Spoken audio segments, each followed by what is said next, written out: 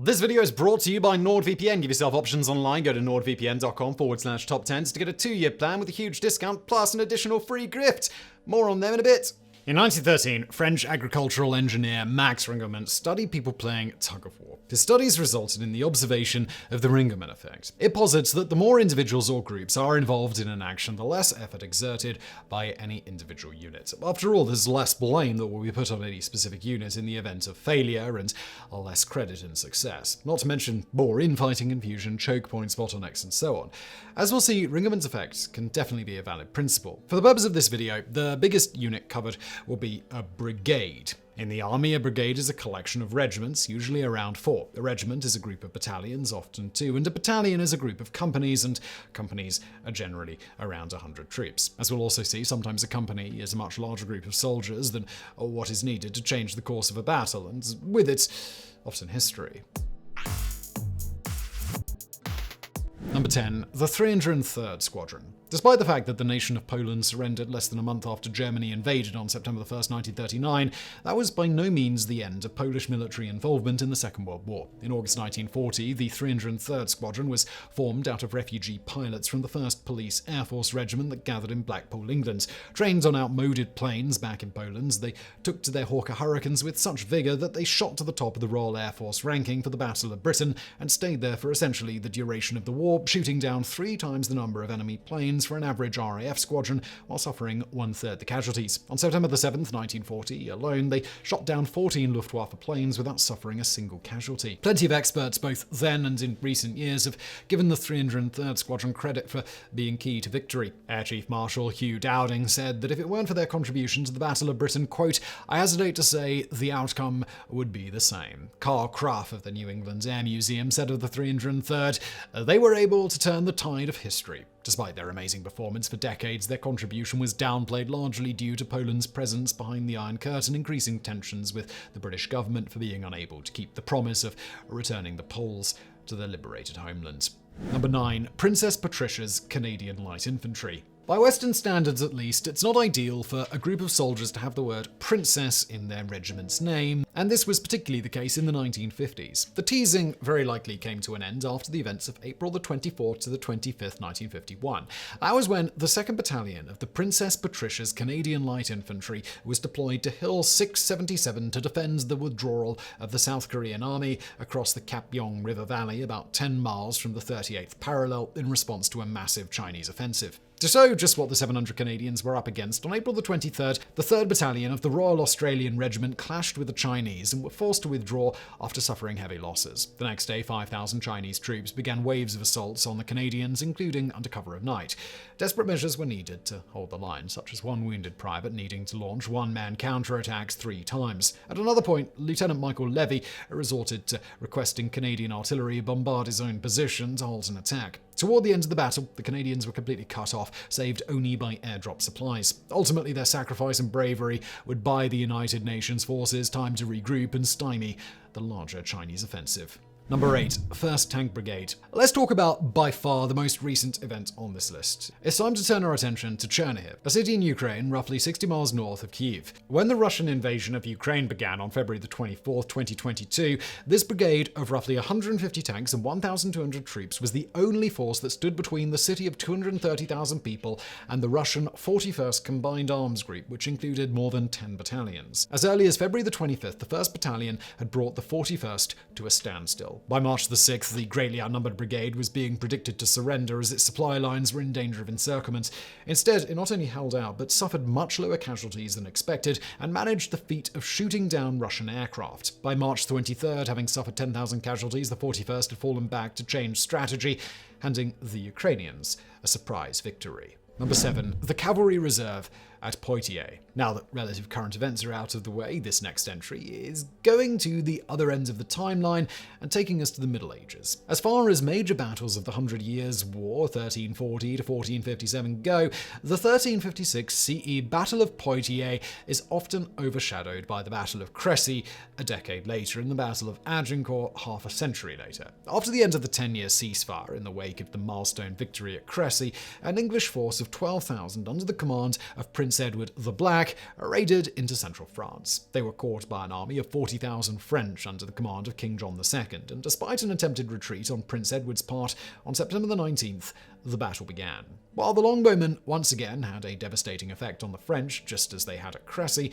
this time it was by no means such a lopsided fight. Attacking in 3 main waves, they threatened to break the English army. Edward sent a force of 160 cavalrymen around the French army, which spread a panic among the French that they were being surrounded. The sneak attack resulted in a rout so bad that King John II was captured, his ransom not paid until 1360. Number 6. Zvika Force. In 1973, Syria invaded Israel near the Golan Heights. One man who was determined to stop them was 21-year-old Zvika Greengold. He had finished hitchhiking to Nafo base and was sent to collect wounded from 2 damaged Centurion tanks. Instead, Goldman and company repaired the tanks and intercepted a Syrian column in Russian T-55s. After knocking 6 enemy tanks out of commission, Zvika Force switched to the other tank to continue the fight, bluffing masses of Syrian tanks and their own Israeli superiors, and convincing them that there simply had to be more than one tank out there taking on dozens of enemies. Eventually, Zvika Force joined a group of a dozen other tanks. While fighting more than 100 additional tanks, Zvika Force repeatedly had to defend Navek by itself. In the end, it was 30 hours before Zvika and company left their Centurion tank, having bought more than enough time to reinforce the base and stop the invasion. The story was later heavily criticized for being propaganda. To be sure, there were some exaggerations of his exploits. For example, some reports swell the number of kills Zvika Force inflicted to 60 tanks, which Greengold himself was nonsense. Still, the heroism of the skeleton tank crew was not to be denied. Alright, we'll get back to today's video in just a second, but first, here's a word from today's sponsor, NordVPN. Look, everyone uses the internet a little differently, and that's totally fine, but what you don't want to do is leave yourself unprotected online. You may have heard me talk about what NordVPN can do for you previously: encrypt your internet data, and move your online activity to another location with just one click, either for superior security or new streaming options, and all of that, totally still true. NordVPN has more than 5,000 servers throughout 60 countries, but VPNs give you access to so much more than just new TV shows. Having trouble connecting to social media? NordVPN. Want to buy a game that's cheaper somewhere else or maybe not available in your country at all? NordVPN. Want to route your connection through multiple servers just for double-layered security? With NordVPN, you can do it all. Right now, as part of a special deal, you guys can get a 2-year plan at a huge discount, plus an additional free gift. And if you try NordVPN and change your mind, they offer a 30-day money-back guarantee. All you got to do is head to nordvpn.com/TopTenz. Again, nordvpn.com/TopTenz for a 2-year deal at a huge discount, plus that extra free gift. Or just follow the link in the description box below. And now, today's video. Number 5. Beale's Rifle Company. The popular image of the 1815 Battle of New Orleans is basically redcoat soldiers marching to be shot en masse by Americans while inflicting negligible casualties in response, and 2 weeks after the war was over to boot. But that famously misguided charge was the end result of several engagements that began in December 1814, and earlier in the battle, things had been going much more favorably for the British. In the first clash, the British captured 5 American gunships at Lake Bourne and took the initiative. Then, on the night of December 23rd, 1814, the British infantry encountered Beale's Rifle Company at the Villers Plantation. Although the battle ended in a stalemate and the casualties were about even, British morale was badly shaken and further attacks were delayed, giving plenty of time to reinforce the defences, for which the British launched their famous doomed attack on January 8th the next year. Unusually for a group that so greatly distinguished themselves in a rough fight, Beale's Rifle Company was composed of merchants and lawyers. 20 years after the battle, the members were provided land grants. Number 4. Rosecrans at Rich Mountain. On July 11th, 1861, early in the American Civil War, a Northern army under General George McClellan stood opposite a Southern army under General Robert Garnett at Rich Mountain, Virginia. The Southerners were defending 2 Appalachian Mountain passes and the Staunton-Parkersburg Turnpike, which would be instrumental if the Confederacy wanted to end the breakaway of northwestern Virginia colonies. McClellan sent a brigade of troops under General William Rosecrans to flank the Confederates. Rosecrans did so, then launched an attack as ordered. As reported by veteran John Betty in his 1879 memoir, The Citizen Soldier, McClellan and his troops could easily hear the battle going on in the enemy's rear, and the troops were waiting for McClellan to order the attack to be pressed home. But McClellan decided to forego any such attack because he believed Rosecrans was beyond saving. In fact, Rosecrans' brigade had defeated the Southerners and captured half their army. Number 3. 8th Hussar Cavalry. On January 22nd, 1795, Holland was at war with France as the French Revolutionary Wars were raging. A fleet of 14 Dutch ships froze in the waters near Hexel Island, roughly 50 miles north of Amsterdam.